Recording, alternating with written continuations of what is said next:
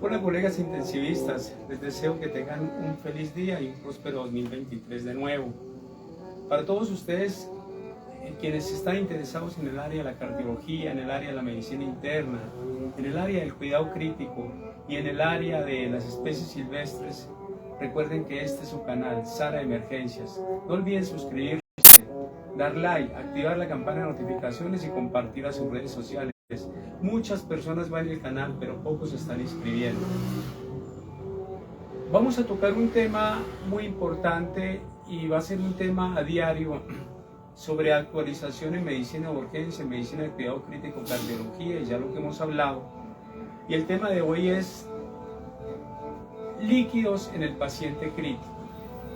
Habíamos hablado de que todo paciente crítico no requiere de líquidos, porque hay algunos pacientes que antes lo que hay es que desescalarlos o sacarles líquidos o no administrarles, porque los líquidos pueden ser deleterios para su salud y causarles la muerte. Entonces, ¿cuándo y cuánto volumen pasará un paciente crítico? O sea, ¿estresamos volumen o colocamos vasopresores?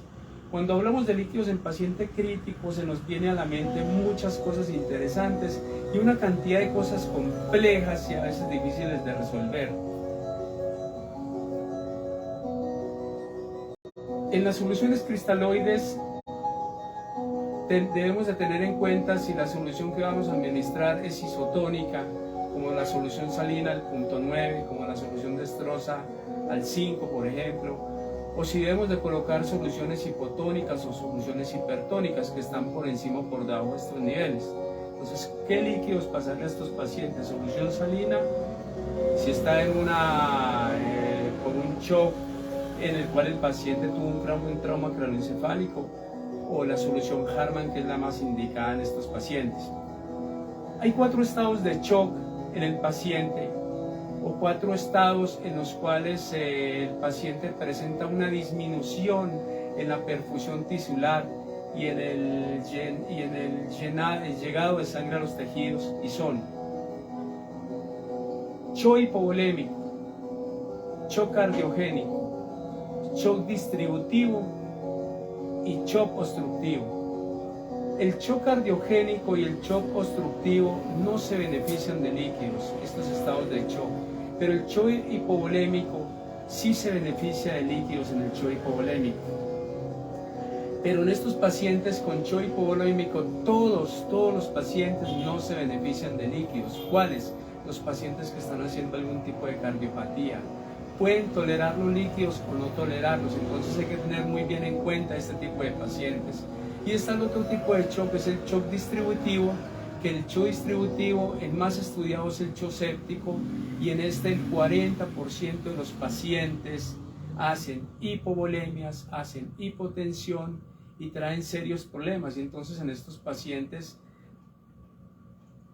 hay que mirar si realmente un paciente de estos es respondedor o no respondedor de líquidos.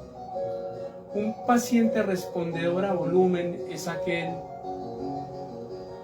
que aumenta el 10% del gasto cardíaco cuando le estresamos volumen o cuando le colocamos líquidos. Les aumenta un 10% del gasto cardíaco a la administración de líquidos. Pero no tenemos equipos tan sofisticados de monitoreo hemodinámico invasivos o moderadamente invasivos como un Vigilep, como un Pico, como un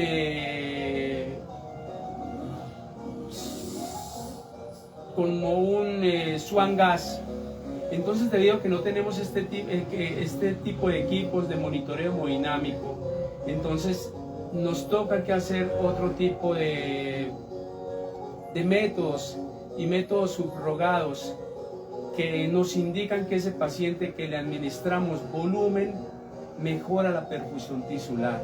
Recuerden colegas que estamos en la Sociedad Colombiana de Emergencias y Cuidados Críticos Veterinarios, COES, de la cual soy el fundador. Estamos en Sovea Medicina Veterinaria. Los invito para que se suscriban al canal Sala de Emergencias, activen la campana de notificaciones, den like y compartan siempre las redes sociales. Los invito para que se suscriban a las páginas Dr. Chica, COVES, SCS, que es la Sociedad Colombiana de Emergencias y Cuidados Críticos, y para que se suscriban a las páginas de Veterinarios Pequeño Corazón. Entonces, dentro de estos métodos, al no tener unos métodos de control invasivo o severamente o moderadamente invasivo, tenemos que basarnos en las ventanas clínicas pacientes. Colegas de cuidado intensivo y colegas de cardiología y medicina interna y colegas de especies silvestres. ¿Cuáles son estas ventanas clínicas? Tiempo de llenado capilar, frecuencia cardíaca y la presión arterial. Ayer hablábamos en un video que los invito a que lo vean y entren al canal Sala de Emergencias en YouTube, y hablábamos de POCUS. El método POCUS es hacer en la consulta el quinto pilar del diagnóstico, que es la ecografía. Entonces, hacer ecografía de una vez con la consulta para determinar hacer un diagnóstico mucho más preciso en el paciente y no esperar a ser remitido el paciente, digamos, a otro tipo de métodos de diagnóstico. Entonces es muy necesario que el sistema POCUS, que lo están implementando en medicina humana, sea un sistema en el cual nosotros, los médicos veterinarios, realicemos un examen ecográfico del paciente en la consulta previa, al igual que la presión arterial. No saben los colegas que no hacen presión arterial cuánto se pierden en el diagnóstico médico veterinario. Vamos a dar un ejemplo. Tenemos un paciente séptico de origen urinario, un paciente séptico que está haciendo un tiempo llenado de capilar de 8 segundos, un paciente séptico o con CHO distributivo que está haciendo una frecuencia cardíaca de 140 y está haciendo una presión arterial de 85/30. Entonces, allí es donde vienen las pruebas predilectas de respuesta a volumen. Una de ellas es colocar el paciente en posición supina y elevar las extremidades.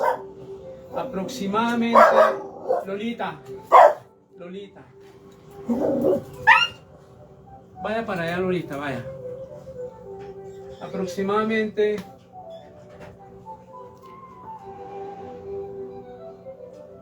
un 10%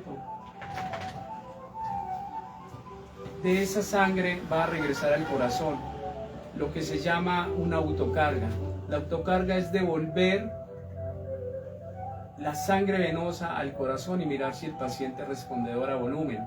Entonces se levantan las extremidades y se vigila las ventanas clínicas, entonces se vigila la frecuencia cardíaca, se vigila la presión arterial, se vigila el tiempo de llenado capilar. El tiempo de llenado capilar debe disminuir entre un 25 y 27%. La frecuencia cardíaca debe disminuir. La presión arterial debe disminuir. Eso indica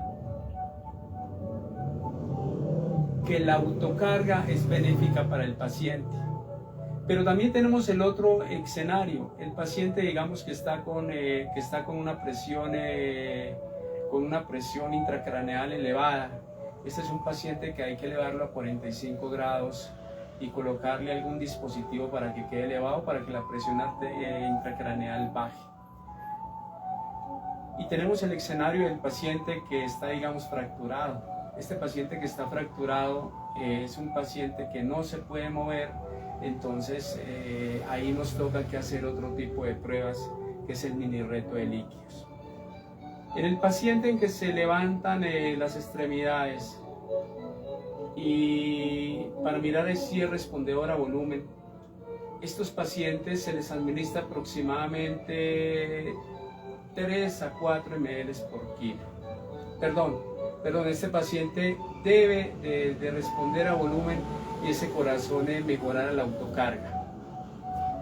¿Cuál es el mini reto de líquidos en el paciente que no se puede, que no es respondedor a volumen cuando se levantan las extremidades? El mini reto de líquidos es colocar 3 a 4 ml por kilo flujo hora en el paciente y verificar si realmente ese paciente mejora las ventanas clínicas. Si el paciente mejora las ventanas clínicas, Entonces lo que hacemos es luego aumentar, después de las 4 horas que realicemos un monitoreo hemodinámico y un volumen hídrico, lo que hacemos es aumentar el volumen de líquidos a 7 u 8 ml por kilo. Eso es lo que hacemos. Pero hay que ir con mucho cuidado, porque la sobrecarga de volumen, la sobrecarga hídrica de volumen nos puede colocar un paciente en un medio de escalación y el paciente poder hacer una crisis deleteria para su salud y el paciente fallecer. Recordemos que ayer hablábamos de qué cosas no hacer, por ejemplo, en un paciente con pancreatitis, y hablábamos de estas cosas. Hablábamos también para que la gente vaya al canal y vea los videos y nos acompañe, ¿no?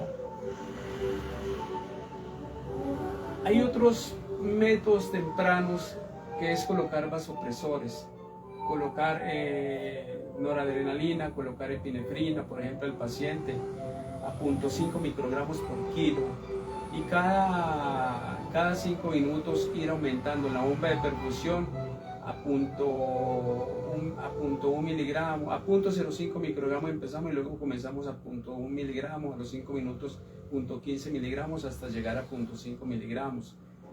Con la bomba de perfusión en una solución de Destrosal 5, generalmente se le coloca al paciente. Ese es el otro método. Si el paciente nos mejora las ventanas clínicas, podemos reducir la dosis de los vasopresores y mirar si seguimos administrando líquidos, si el paciente responde ahora a volumen o no. Todo esto lo tenemos que hacer integral. Debemos de vigilar el paciente cómo está el pulmón, debemos de vigilar cómo está el corazón del paciente, cómo está el riñón del paciente, cómo están las ondas pletismográficas, cómo están las ventanas clínicas, presión arterial, frecuencia cardíaca, frecuencia respiratoria, cómo está el CO2 del paciente, cómo está la temperatura, cómo está el tiempo de llenado capilar, cómo está la perfusión sanguínea del paciente. Para terminar, colegas, recuerden que aquellos pacientes que no son respondedores a volumen y les estamos administrando líquidos, así sea un mini reto de líquidos, porque esto ya no lo podemos sacar, lo que entremos no lo podemos sacar. Si tenemos en cuenta un paciente de 15 kilos, por ejemplo, este paciente máximo debemos de colocar 45 ml flujo hora, que es más o menos 3 a 4 ml por kilo máximo. ¿Por qué?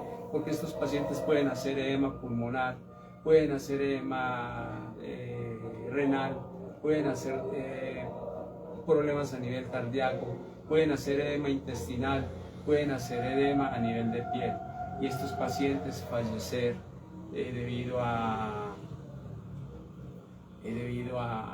la sobrecarga hídrica.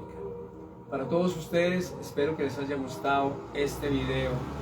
Los invito para que vean las páginas Dr. Chica, las páginas COES, para que vean el grupo Veterinarios Pequeño Corazón, y para que entren a mi canal Sala de Emergencias, al igual que en YouTube Sala de Emergencias, mi canal de YouTube Sala de Emergencias. Vean los videos y se suscriban, para que de esa manera podamos seguir haciendo más videos. Mucha gente entrando al canal Sala de Emergencias a diario, pero no se suscriben, y de esa manera me dan un cariño y seguimos compartiendo videos. Recuerden que soy Juan Carlos, veterinario clínico en pequeños animales. Que Dios los bendiga, que Dios me bendiga, de Albeitar a Albeitar, colegas, hasta que nos volvamos a encontrar, y hasta un próximo quite. Recuerden suscribirse, y recuerden que somos médicos veterinarios, nos preparamos para salvar vidas, camino a la excelencia. Chao.